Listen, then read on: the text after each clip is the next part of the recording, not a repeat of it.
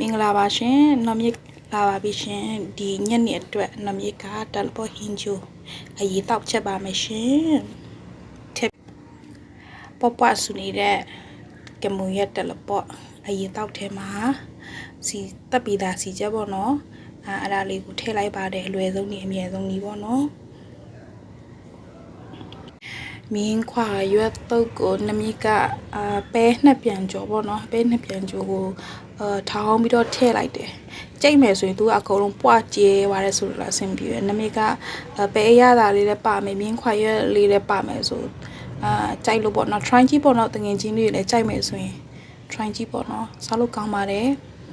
ကဲကျတူနီပပလေးလှီးပါတယ်မင်းခွာရွက်အတော့မှထည့်ဖို့ပေါ့နော်ကဲနမီကအဲ့လိုမကြည့်တကြီးလေးပဲထောင်းတာနော်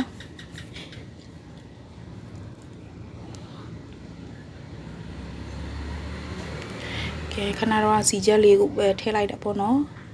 ကဲနမီကဖွေးပဲကျမုတ်ထဲတယ်ငရုတ်တီကျမုတ်ထဲတယ်ကျတူနီထဲတယ်ဒီပဲနှစ်ပြန်ကြောထောင်းပြီးတော့ထည့်တယ်ပေါ့နော်ပဲနှစ်ပြန်ကြောအကောင်လုံးညက်နေစရာမလိုဘူးမညက်တညက်လေးနဲ့ထောင်းပြီးထည့်တယ်ပေါ့နော်စီချက်ထည့်တယ်စားချုံမုတ်မရှိမဖြစ်နည်းနည်းလေးချစ်ချင်းဆက်ဆက်လေးစားခြင်းတယ်ဆိုတော့တံမြာရည်လက်နဲ့မမွေလေးနဲ့ထည့်လိုက်ပါတယ်ခြံထဲမှာဘာရွက်ရှိလဲဆိုတော့ကြည်ရမှာပေါ့နော်မနေ့ပြန်ချက်ဖို့အတွက်ခဏကညနေစာတော့ချက်လို့ပြီးပြီခြံထဲမှာဘာရှိလဲဘူးညွန့်ရှိတယ်ဘူးညွန့်ခူထားပါမယ်ဘူးညွန့်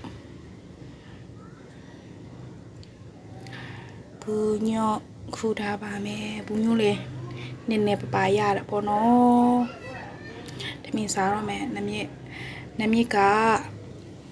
မင်းခွာရွက်တုတ်ရဲခင်းချင်ပြီးချက်ရဲတလပေါ်ရဲဒီလိုပါပဲကိုနေကတတ်လို့နေပြီဆိုတော့လေဒီလောက်ပါပဲမြမြဆဆာမရှိပါဘူးရှင်ဒီမင်းစားကုန်ကန်နေပြီပေါ့နော်